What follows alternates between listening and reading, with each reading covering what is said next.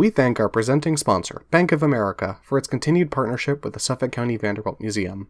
Bank of America is a major supporter of more than 2,000 cultural organizations across the country and is committed to supporting local partners like the Vanderbilt to ensure that neighborhoods remain strong and vibrant. Bank of America's support allows us to bring these intriguing pieces of Vanderbilt family history to you and your family in the comfort of your home through Moments in History.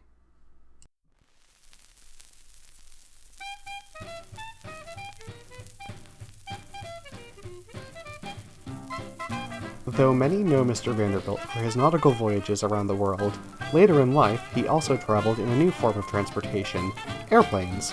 Always ready to embrace new technology, Mr. Vanderbilt, along with a few guests, toured South America by air in 1937. This trip symbolized the excitement and reliability of planes as a means of long-distance travel. After the Great War, aviation technology rapidly developed, and by the late 1920s, the world had entered the golden age of aviation. In this time, planes became sleeker and metal-bodied, and where only short flights were possible before, these newer planes were now capable of crossing oceans. This time also saw the rise of several aviation pioneers, such as Charles Lindbergh and Amelia Earhart, who proved that planes were not only safe modes of transportation, but also had possible commercial uses.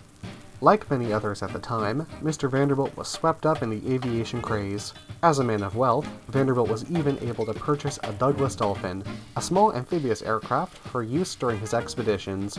While abroad, the Vanderbilts would take small flights from the Alva, Mr. Vanderbilt's yacht, and found an entirely new way to see the world.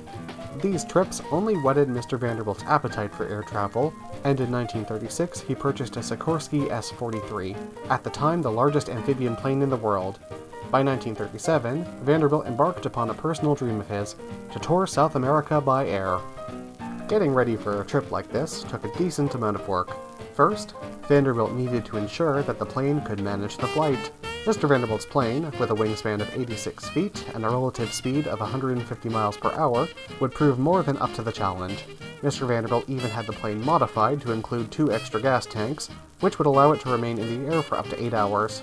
And of course, as they were likely to spend long periods of time in there, the plane's cabin was designed very comfortably for Mr. Vanderbilt and his guests.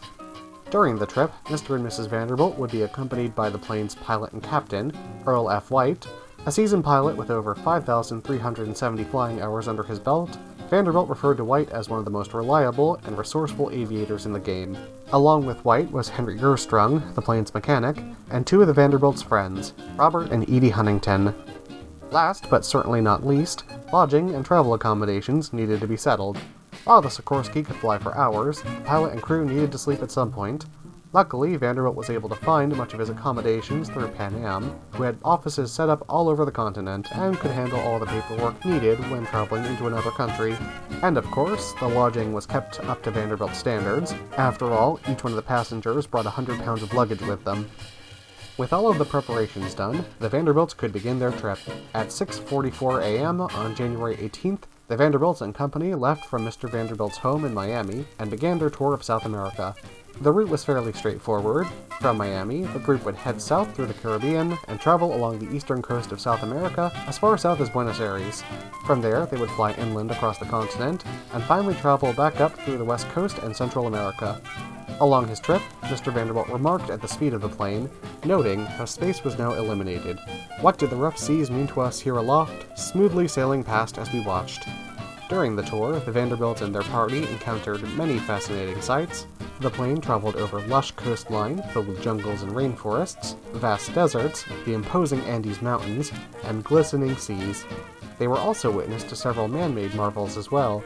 They explored grand old cities such as Buenos Aires, Rio de Janeiro, and Antigua, and ancient monuments such as the Paracas Candelabra. Of course, the trip did have its downsides. Mr. Vanderbilt had set a tight itinerary for the tour, and as the trip from one station to the next could be hundreds of miles apart and take up to 8 hours of air travel, sticking to it meant that the group would have to regularly wake up as early as 4:30 a.m. to stay on track. The times could also be affected by the weather, as in one harrowing instance, Mr. Vanderbilt recalled a dense fog while flying for Chile. With almost no visibility, the group took a detour to avoid crashing into a mountain, and found themselves accidentally almost 50 miles out at sea.